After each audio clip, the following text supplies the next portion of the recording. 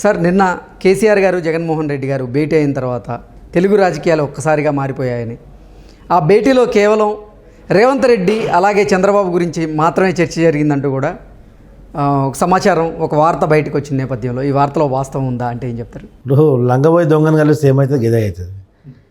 మీరు ఒక విషయం, వాళ్ళిద్దరి కలయిక మీరు నిన్న అందరు చూశారు. ఒక నెల క్రితమే తెలంగాణలో ఎన్నికల రోజు ఏం జరిగింది? ఇక్కడ నాగార్జున సాగర్ డ్యామ్ పైన ఏం జరిగింది? ఆంధ్ర పోలీసు తెలంగాణ పోలీసులపై దాడి చేయడం, తెలంగాణ పోలీసులు ఆంధ్ర పోలీసుపై దాడి చేయడం. ఇట్ మీన్ ఇద్దరికి వైరం ఉన్నట్టే కదా.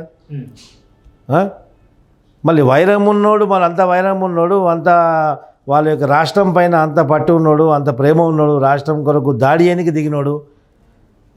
ఇక్కడ మనోడులో దాడి చేయడానికి అక్కడ దిగిండు, ఆయన అక్కడ రాష్ట్రం ప్రేమ మీద మన మీద దాడి చేయడానికి ఆయన అక్కడ దిగిండు. ఇంతగా రాష్ట్రాన్ని ప్రేమించి ఒకరినొకరు వైరం కొట్టుకుని దాడి చేసుకునేంత వైరం ఉన్నప్పుడు ఇప్పుడు కౌగిలించుకోవడం ఎందుకండి?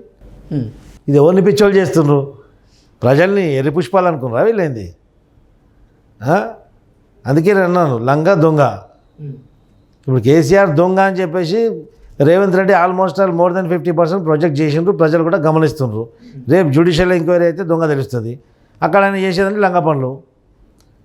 మొత్తం ఎక్కడ నియోజకవర్గంలో ఎవరు ఒక చిన్న ఎగ్జిబిషన్ పెట్టినా కానీ వాళ్ళతో కమిషన్ కావాలండి. అంత అరాచకం సృష్టించారు. ఇక్కడ వచ్చి ఏం చేస్తారు? అరే నేను ఒక నమ్మినారా పై నేను వచ్చేస్తా అనుకుని చెప్పి నేను ఓడిపోయినా ఏం చేయాలి? నేను పడిపోయి మంచం మీద పడ్డా, నువ్వు గతి కాదు అని చెప్పేసి ఒకరినొకరు పరామర్శించుకుంటుండ్రు. ఈయన భయపడి కింద పడిపోయిండు, ఇప్పుడు ఈయన భయంతో ఊగిపోతుండు. అదే జరుగుతుంది. Both are in frustrated mode. ఒకడు చావదెబ్బ తిన్నాడు, చావదెబ్బ తినబోతుండు. ఓకే, మన గతి రేపు ఏమవుతుంది బిడ్డ అని చెప్పేసి, నాకు ఆల్రెడీ జైల్లో ఉండి వచ్చినా వాళ్ళు నాకు జైలు దారి వాళ్ళు చూపిస్తున్నారు, నువ్వు కూడా జైల్లో పోయేటట్టున్నావు అని చెప్పేసి.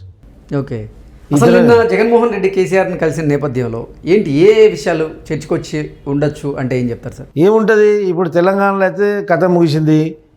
తెలంగాణలో రేపు జ్యుడిషియల్ ఎంక్వైరీ, సిబిఐకి ఎంక్వైరీకి వేస్తే సిబిఐ అంతా కేంద్రం యొక్క కనుసంధానంలో ఉంటుంది కాబట్టి కేంద్రాన్ని ఏ విధంగా ఒప్పించు తమ్మి, ఏ విధంగా పైరవి చేయి, మీరందరూ కూడా సిబిఐ ఎంక్వైరీ అని చెప్పండి. అక్కడ సిబిఐ ఎంక్వైరీ పోయిన తర్వాత అక్కడ మొత్తం లిక్కర్ కేసు ఏ విధంగా పెండింగ్లో పడ్డదో అక్కడ వ్యవస్థలు మేనేజ్ చేసి పెండింగ్లో పెట్టుకోవచ్చు. ఒకవేళ ఇక్కడ సిఐడి కానీ జ్యుడిషియల్ ఎంక్వైరీ సిట్టింగ్ చేస్తూ జ్యుడిషియల్ ఎంక్వైరీ అని చెప్పేసి ఇక్కడ రాష్ట్రానికి సంబంధించినటువంటి ఎంక్వైరీకి వేస్తే ఇట్లా ఇమ్మీడియట్లీ కేసీఆర్ జైలుకి పోవడం ఖాయం. ఇమ్మీడియట్లీ ఫస్ట్ అరెస్ట్ చేస్తారు. ఆ భయానికి జగన్మోహన్ రెడ్డి తోటి కేంద్రానికి లాబింగ్ చేయించుకోవడానికి ఒక మీడియేటర్గా జగన్మోహన్ రెడ్డిని వాడుకుంటున్నాడు ఆయన. అది ఇంటర్నల్గా ఉన్నటువంటి విషయాలు కానీ కొన్ని లీక్ అయినాయి కూడా. ఓకే, జ్యుడిషియల్ ఎంక్వైరీ చేస్తా అని చెప్పేసి మొత్తం క్యాబినెట్ మొత్తం తగతాలు ఆడిపోతున్నారు. రేపు జ్యుడిషియల్ ఎంక్వైరీ చేస్తే నన్ను తీసుకుపోయి హాస్పిటల్ బెడ్ నుంచే తీసుకుపోయి జైలు బెడ్ మీద వండ పెడతారు. సిబిఐ ఎంక్వైరీ చేస్తే సిబిఐ అక్కడ రిక్వెస్ట్ పెట్టుకుంటే సంవత్సరాలు తడపడి అట్లనే పెండింగ్లో ఉండిపోతుంది కేసు. కమ్సే సిబిఐ ఎంక్వైరీ ఇవ్వమని చెప్పేసి అందరూ డిమాండ్ చేస్తే మంచిగా ఉంటుందని చెప్పేసి లోపల నుంచి లాబింగ్ చేస్తుండు బీజేపీ.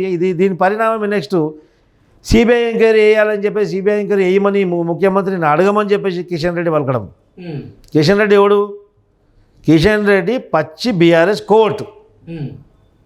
ఇది నేను అనే విషయమే కాదు, మా బీజేపీ కార్యకర్తలు కూడా అంటారు. ఈరోజు బీజేపీకి దుస్థితి పట్టింది అంటే, బీజేపీ గ్రాఫ్ మొత్తం పడిపోయిందంటే దానికి కారణం కిషన్ రెడ్డి. ఓకే, ఎందుకంటే రాష్ట్ర నాయకత్వాన్ని మార్చడం, బండి సంజయ్ తీసేసి కిషన్ రెడ్డిని పెట్టడం. Kishan Reddy is the covert of MIM party and BRS party. మరి అది బీజేపీ అగ్రనేతలకి తెలియదు అంటారా? తెలుసు. కేసీఆర్తో ఉన్నటువంటి లోపాయకార ఒప్పందాలతోటి కేసీఆర్ కోరిక మేరకు కిషన్ రెడ్డిని పెట్టారు అక్కడ. ఇది ఇంటర్నల్ అండర్స్టాండింగ్ ఇది. ఓకే, లేకపోతే ఒక ప్రత్యర్థి పైన మనం పోటీ చేస్తున్నప్పుడు వాని ప్రాణం మన చేతులు ఉన్నప్పుడు పట్టి ఎందుకు పిసుకరండి? మీరు నా శత్రువు, నీ ప్రాణం నా చేతులు ఎందుకు పిసికాయని చెప్పండి. లిక్కర్ కేసులో కవిత మొత్తం పీకల దాకా ఆడ మింగిపోయి కవిత అరెస్ట్ మొత్తం సిబిఐ చేతిలో, కేంద్ర ప్రభుత్వం చేతిలో ఉండే. ఒకవేళ లిక్కర్ కేసులో కవిత పోయింటే ఈరోజు బీజేపీ పరిస్థితి ఏముంటుండే? బీజేపీ ఏం చేసింది? కేసీఆర్ని చూసి, కేసీఆర్ యొక్క ప్రలోభాలను చూసి, కేసీఆర్ యొక్క ఓవర్ కాన్ఫిడెన్స్ని చూసి వీళ్ళు కూడా ఓవర్ కాన్ఫిడెన్స్లో వచ్చేసారు. పరోక్షంగా కేసీఆర్ని నమ్మిండ్రు బీజేపీ. కేసీఆర్ మునిగిండు, కేసీఆర్తో సహా బీజేపీని కూడా ముంచాడు. ఇప్పుడు ఎటు అర్థం కాని పరిస్థితుల్లో బీజేపీ ఉంది ఓకే. సౌత్ ఇండియాలో. ఎందుకంటే తెలంగాణలో పోయింది, రేపు ఆంధ్రప్రదేశ్లో కూడా వాళ్ళ ప్రాతినిధ్యం పోతే దక్షిణ భారతదేశంలో బీజేపీ అనేది కనుమరుగైపోవడం ఖాయం అని చెప్పి తెలిసిపోయింది. ఈరోజు చూడండి, బీజేపీ కార్యకర్తలు ఆర్ఎస్ఎస్ వాళ్ళు ఇంటింటికి రామజన్మభూమి శ్రీరాముడి అక్షంతరాన్ని తిరుగుతున్నారు. ఇది ఒక పరోక్షంగా ప్రచారమే. ఇది దేనికోసం అంటారు? దేనికోసం? బీజేపీ ప్రచారం. బీజేపీకి ఇక్కడ ముఖం లేదు. ఇక్కడ BJP doesn't have any face to face the people of Telangana. ఎందుకంటే లిక్కర్ కేసులో అరెస్ట్ అయ్యేదానికి నువ్వు అరెస్ట్ కాకుండా మీరు కాపాడారు. అనేక మంది దోషుల్ని, అనేకమైన స్కామ్లలో ఇరుక్కున్న వాళ్ళని, సిబిఐ కేసులు అరెస్ట్ వారికి వెళ్ళినటువంటి వాళ్ళని, వాళ్ళ ఆస్తులు జప్తు చేసినటువంటి కేసులని, అలాంటి నాయకులు బీజేపీలో చేరగానే వాళ్ళ కేసులు మొత్తం పక్కకు మూలన పడిపోతాయి. వాళ్ళ ఫైళ్ళు కూడా కదిలిచ్చే నాతుడు ఉండడు. ఇట్ మీన్ ఏంది అంటే నేరస్తులకు షెల్టర్గా మారింది కదా. ఇప్పుడు ఇక్కడ ఉన్నటువంటి నేరస్తుడు, ఆర్థిక నేరస్తుడు, రాష్ట్ర ఖజానాన్ని కొల్లగొట్టినటువంటి నేరస్తుడు, దేశంలోనే అతిపెద్ద స్కాము కాళేశ్వరాన్ని స్కామేశ్వరంగా మార్చినటువంటి స్కామర్ కేసీఆర్. ఇలాంటి వాడు కూడా అదే బీజేపీ పార్టీని ఆశ్రయించాలని చెప్పేసి బీజేపీ పార్టీ వాళ్ళకు పరోక్షంగా మెసేజ్లు పంపిస్తుండు, సిబిఐ ఎంక్వైరీ ఏమని చెప్పేసి. ఓకే. నిన్న జగన్మోహన్ రెడ్డి కేసీఆర్ని కలిసిన నేపథ్యంలో కేసీఆర్ గారు జగన్మోహన్ రెడ్డికి కొన్ని సలహాలు ఇచ్చారని, జగన్ నేను గత ఎన్నికల్లో ఈ తప్పులు చేశాను, ఇటువంటి తప్పులు నువ్వు చేయొద్దు అంటూ కూడా ఆయనకి కొన్ని సలహాలు ఇచ్చారంటూ కూడా ఒక వార్త బయటకు వచ్చింది. ఏంటి ఆ సలహాలు ఏమై ఉండొచ్చు అంటారు? ఇప్పుడు ట్రైన్ ఉన్నప్పుడే, స్టేషన్లో ట్రైన్ ఆగినప్పుడే ట్రైన్ ఎక్కాల. ట్రైన్ వెళ్ళిపోయిన తర్వాత, స్టేషన్ దాటిపోయిన తర్వాత అది రన్నింగ్ ట్రైన్ ఎక్కడం అనేది చాలా ప్రమాదకరం. కింద అనేది మొత్తం రాళ్ళు ఉంటాయి, మధ్యలో పోల్స్ ఉంటాయి. కింద రాళ్ళు తగిలి కింద ట్రైన్ కింద పడవచ్చు, ఆ పోలు తగిలి తలవలికి చనిపోవచ్చు, ఏదైనా జరగవచ్చు. ఎందుకంటే ఇప్పుడు ట్రైన్ అనేది ఆంధ్రప్రదేశ్ నుంచి వెళ్ళిపోయింది, గెలుపు ట్రైన్ ఆంధ్రప్రదేశ్ నుంచి వెళ్ళిపోయింది.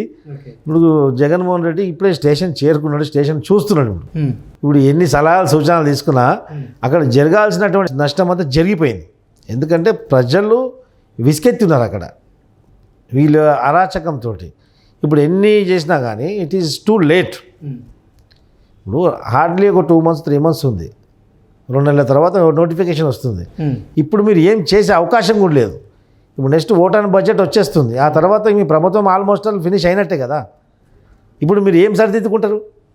5 సంవత్సరాల నుంచి మీరు ప్రజల్ని నమ్మించలేకపోయారు, ప్రజల యొక్క విశ్వాసం కోల్పోయారు.